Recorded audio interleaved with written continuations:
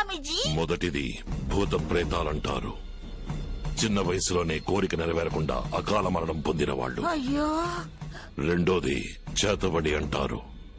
ఒక కుటుంబ నాశనం కోరి మంత్రశక్తి ప్రయోగించి పంపించేది కురివి దెయ్యం. అమ్మా నాకు భయం. మూడోది ప్రతీకారం కోసం కాచుకుని ఉండేది రక్త పిశాచి. గుడ్డన పోస్తుంది స్వామి. నేను చెప్పేది ముందు మీరు ధైర్యంగా చెయ్యండి, అప్పుడే మీ కుటుంబానికి మంచి చేయగలను. చేసి. శక్తివంతమైన 3 బొమ్మల్ని మీకిస్తాను. బొమ్మలా?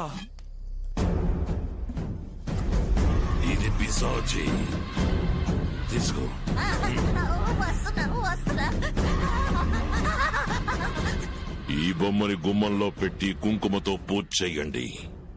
భూత ప్రేతాలు ఉంటే ఆనవాళ్లు తెలుస్తాయి. ఒకవేళ తెలియకపోతే ఇది కొరివి దయ్యం.